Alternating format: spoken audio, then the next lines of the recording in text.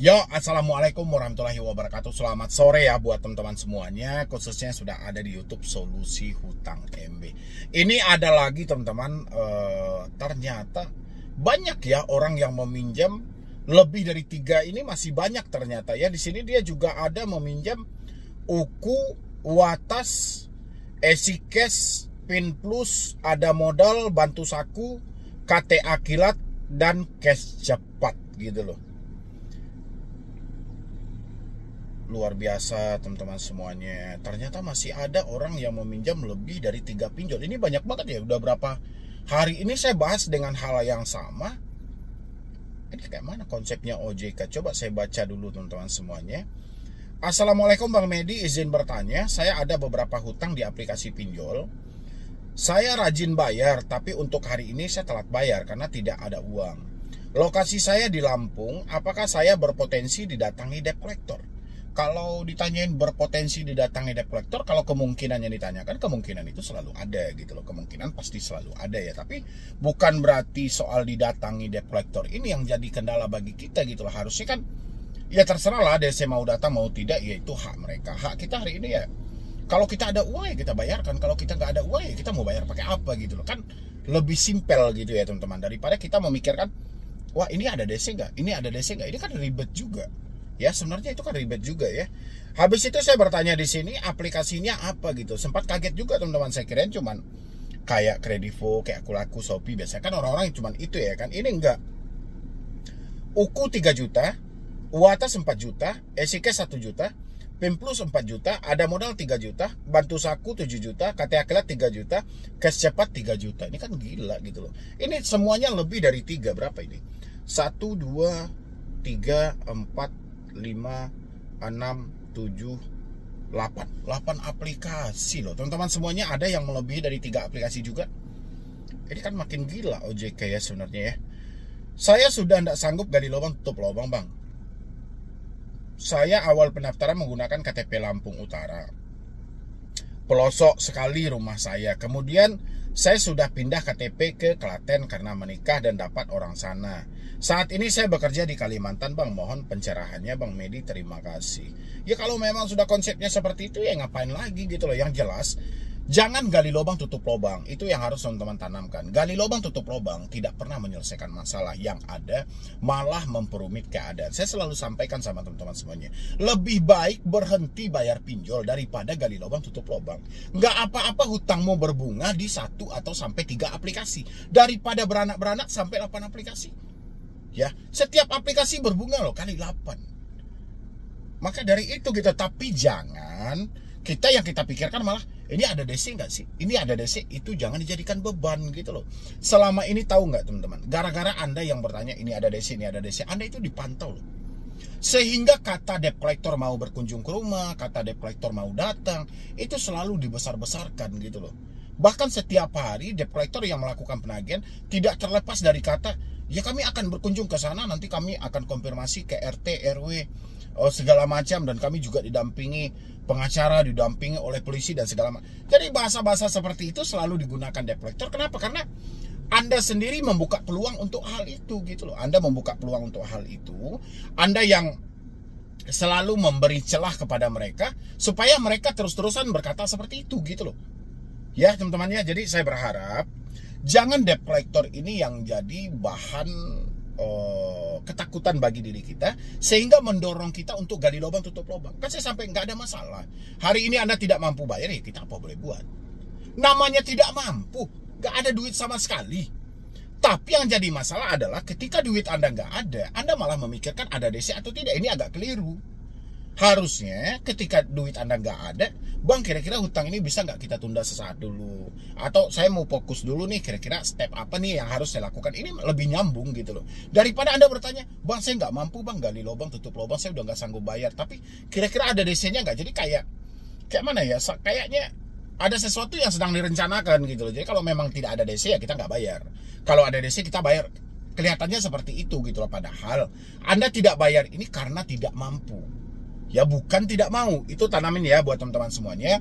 Jadi jangan ada lagi yang berpatok pada ada DC atau tidak, ada FC atau tidak. Sudahlah gitu loh. Persetan lah, mau ada DC silahkan. Yang jelas hari ini kita tidak mampu bayar. Kalau misalnya kita terpukul banget nih, misalnya saya nggak bisa bang kalau DC datang ke rumah, takutnya orang tua tahu nanti marah. Coba dikasih tahu, jangan didiamkan gitu loh. Atau misalnya suami atau istri, coba dikasih tahu. Yang penting jangan didiamkan. Tapi kalau urusan dengan tetangga, persetan lah tetangga. Ya, nggak peduli juga. Ketika kita miskin, tetangga juga tidak bantu kok. Ngapain kita harus memproblemkan soal-soal yang seperti itu? Itu ya yang harus ditanamkan dari teman-teman semuanya. Oke? Dan ini satu lagi teman-teman ya, ini juga harus hati-hati. Anda yang selalu mencari pinjol yang gampang cair, pinjol yang aman digalbay, pinjol yang mudah dipinjam, ya akhirnya bukan dia mendapatkan pinjaman, malah dia yang memberikan pinjaman kepada si pinjol itu gitu loh ya. Ini ada curhatan lagi. Assalamualaikum, maaf bang ganggu. Waktu bulan Mei saya ada mau pinjam uang secara online. Ternyata saya udah total transfer. Terus saya udah total transfer sebesar 1,6. Bentar dulu. Waktu bulan Mei saya ada mau pinjam uang secara online.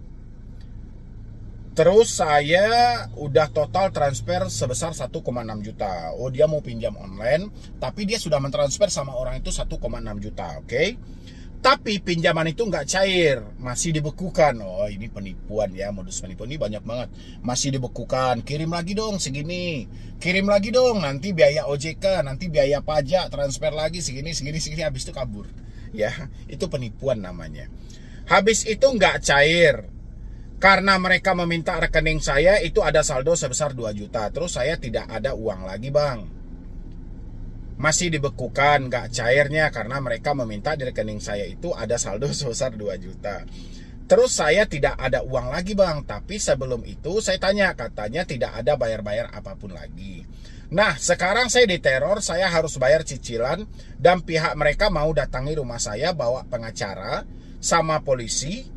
Nah saya nggak mau bayar karena emang itu pinjaman tidak cair dan tidak ada yang masuk ke rekening saya.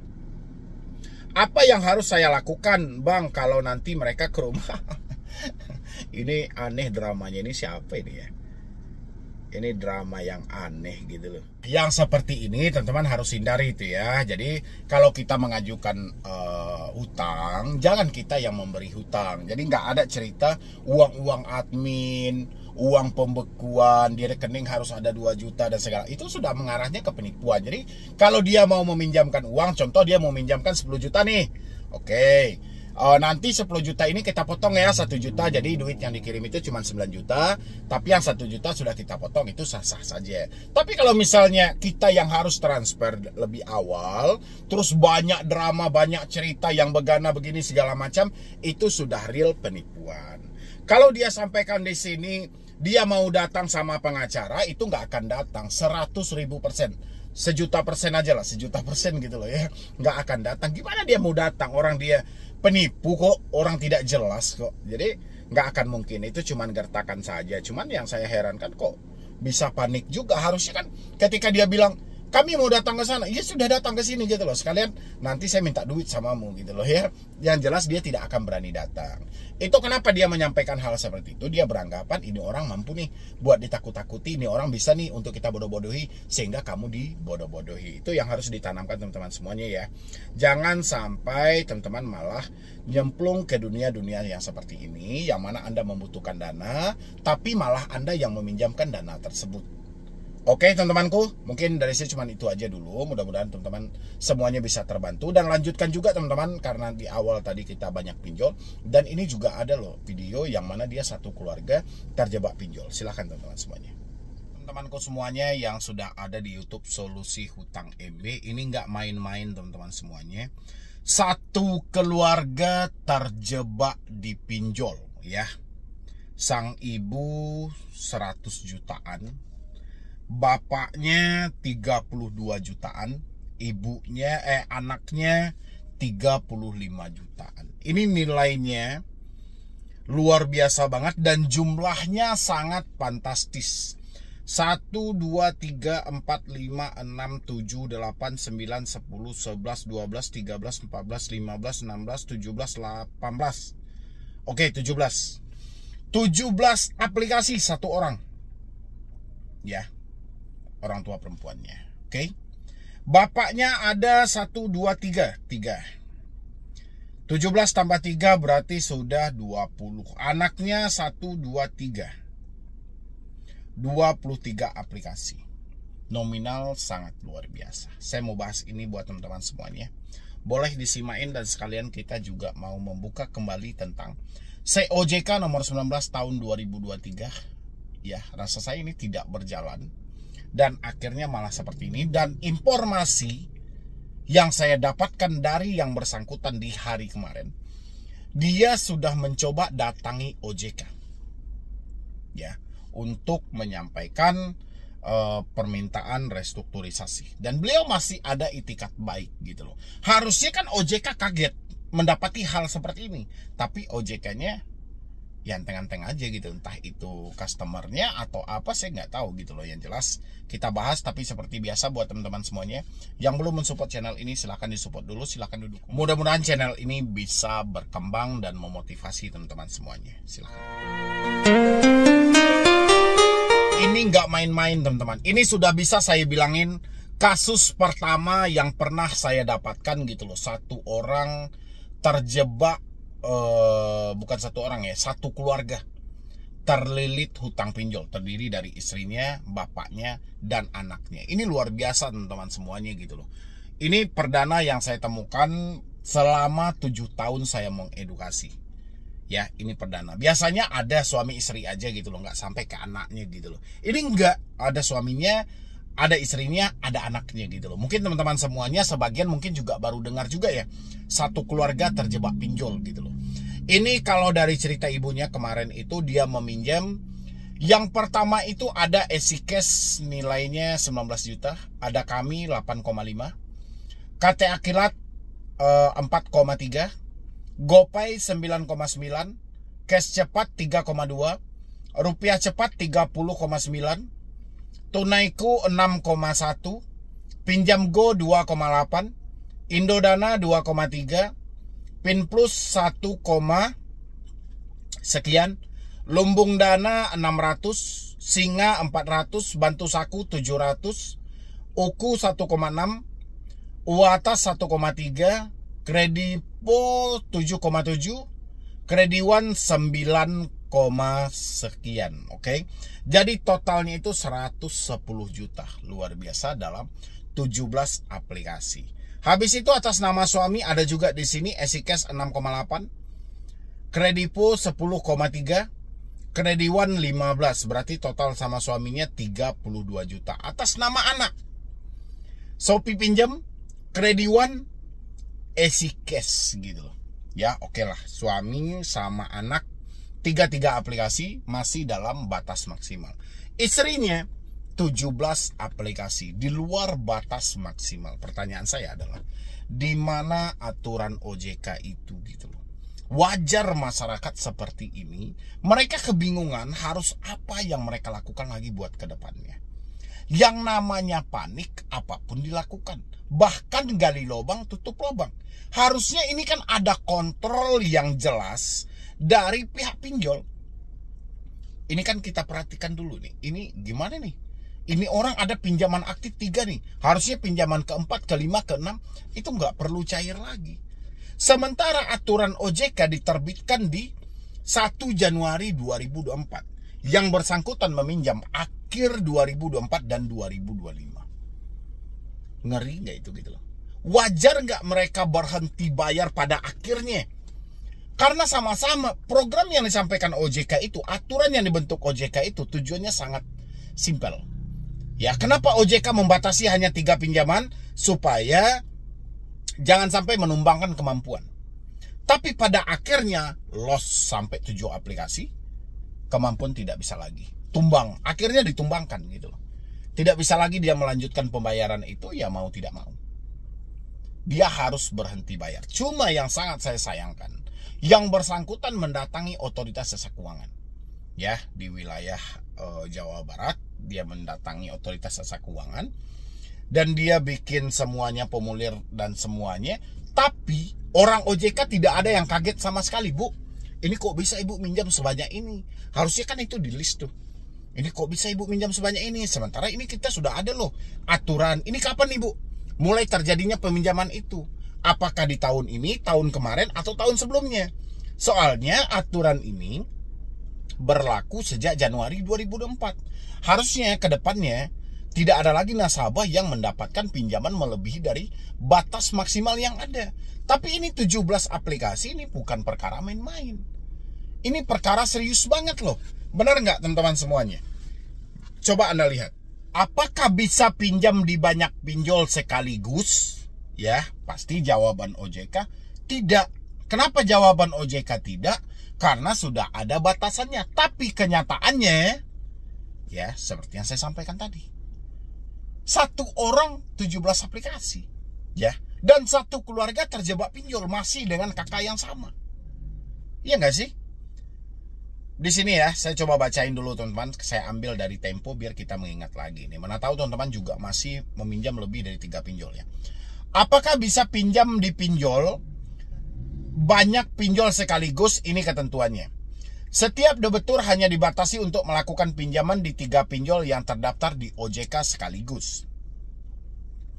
Pinjaman online atau pinjol menjadi salah satu metode untuk mendapatkan dana dengan cepat dan mudah digemari oleh banyak orang hanya berbekal ponsel pintar atau smartphone dan dokumen kependudukan seperti kartu tanda penduduk elektronik. Masyarakat bisa memperoleh pinjaman dana dengan nominal hingga jutaan rupiah. Karena kemudahan proses pencairan, sebagian orang tertarik untuk berutang di beberapa pinjol sekaligus. Lantas, apakah bisa mengajukan pinjaman di banyak pinjol? Berdasarkan surat edaran SE Otoritas Jasa Keuangan OJK nomor 19 COJK.06 tahun 2023, layanan pendanaan berbasis teknologi informasi LPBBTI, penyelenggara layanan pinjol harus memastikan bahwa nasabah tidak mendapatkan pinjaman di lebih dari 3 penyelenggara termasuk penyelenggara yang bersangkutan. Ini OJK sendiri loh. Pertanyaan saya, ini yang 17 aplikasi dia dapat ini kayak mana gitu loh. Satu keluarga loh. Kan gila namanya itu. Dengan demikian, setiap debitur hanya dibatasi untuk melakukan pinjaman di 3 pinjol terdaftar di OJK sekaligus. Apabila nasabah berhutang lebih dari 3 pinjol resmi, maka dianggap sebagai kegiatan pendanaan yang tidak sehat. Pendanaan yang tidak sehat sebagaimana dimaksud dalam angka 1 adalah pendanaan yang mengenakan syarat ketentuan manfaat ekonomi atau denda keterlambatan yang tidak wajar bagi penerima dana, yang tidak memperhatikan kemampuan membayar kembali, repayment capacity. Penerima dana atau pendanaan yang diterima penerima dana lebih dari 3 penyelenggara, bunyi COJK nomor 19 COJK.06 2023, bagian 4 mekanisme penyaluran dan pelunasan pendanaan angka 6 huruf E poin 2. Senada dengan hal itu, Kepala Departemen Pengaturan dan Pengembangan Lembaga Pembiayaan Perusahaan Modal Pentura, Lembaga Keuangan Mikro, Lembaga Jasa Keuangan lainnya OJK, Ahmad Nasrul mengatakan bahwa setiap nasabah dilarang meminjam di lebih dari 3 pinjol legal sekaligus.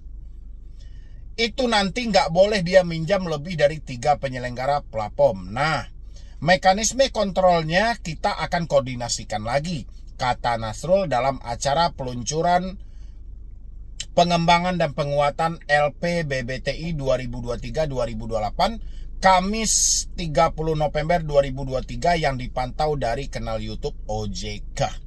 Oke, sekarang masih 2025 ya. Alasan OJK membatasi hutang di 3 pinjol.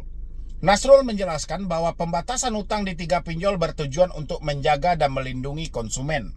Pasalnya menurut dia, OJK selama ini kerap kali menerima komplain dari masyarakat terkait penyelenggara pinjol.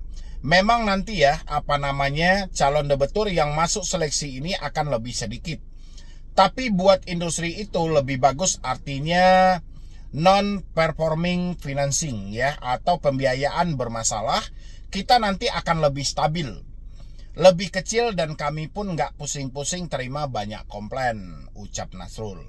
Sebelumnya, Kepala Eksekutif Pengawasan Lembaga Pembiayaan Modal Pentura, LKM dan LKJ lainnya OJK, Agusman juga mengatakan pembatasan penggunaan maksimal 3 platform pinjol bermanfaat untuk mencegah praktik pemberian dana secara berlebihan kepada nasabah. Selain itu, aturan tersebut sebagai langkah preventif dari aksi berutang yang berlebihan. Jadi untuk memagari perilaku konsumen yang gali lubang tutup lubang, hanya boleh pinjam di maksimal 3 platform, ujar Agusman dalam konferensi pers acara peluncuran pembangunan dan penguatan LPBBTI. Ya, gimana pendapat teman-teman semuanya ini kalau udah seperti ini? Agusman menuturkan bahwa aturan itu adalah niat baik untuk melindungi konsumen supaya mengakses pendanaan yang berdasarkan pada kerasionalan. Tak hanya itu, lanjut dia, pinjol juga diwajibkan memperhatikan kemampuan nasabah untuk membayar kembali repayment capacity. Ya, tapi kira-kira teman-teman semuanya, kalau udah seperti ini, lunas nggak tuh? Kalau saya sih lunas gitu loh. Jadi harus ada analisis kelayakan dan kemampuan calon penerima dana agar jangan sampai tidak mampu bayar kembali, kata Agusman. Nah, lengkap aturan ini. Kemana kita harus mengadu lagi? Ini satu keluarga loh. 17 aplikasi. Legal semuanya. Sekarang OJK mau ngomong apa? OJK bilang ini itu perilaku yang tidak baik. Oke, perilaku yang tidak baik. Terus aturan yang dibentuk itu buat apa gitu? Ya, jadi saya berharap buat teman-teman semuanya yang meminjam lebih dari 3, ya, sejak tahun 2024 sampai sekarang, cukup Anda fokus di 3 aplikasi pertama, 4, 5, 6 dan seterusnya kesampingkan aja lah lagi. Ya, kalau pinjol nggak mau mematuhi aturan, Anda yang mematuhi aturan, berhenti bayar. Pinjol berikutnya berhenti bayar gitu loh. Fokus di 3 aplikasi aja. Sampaikan sama dia, benar ini kesalahan kita. Kesalahan kita kan kita dalam keadaan panik. Mereka mempunyai aturan, mereka mempunyai akses, mereka mempunyai kontrol. Kenapa masih dicairkan? Sedangkan 3 aja kita nggak mampu bayar, gimana 10? Gimana 15? Gimana dengan 17? Ya. Dan sekalian iringi laporannya kepada OJK, mempertanyakan tentang COJK tadi. Oke teman-temanku, jangan ada yang gali lubang tutup lubang. Lebih baik berhenti bayar pinjol daripada gali lubang tutup lubang. Jadi sekian dulu dari saya, Medi Broni. Wassalam.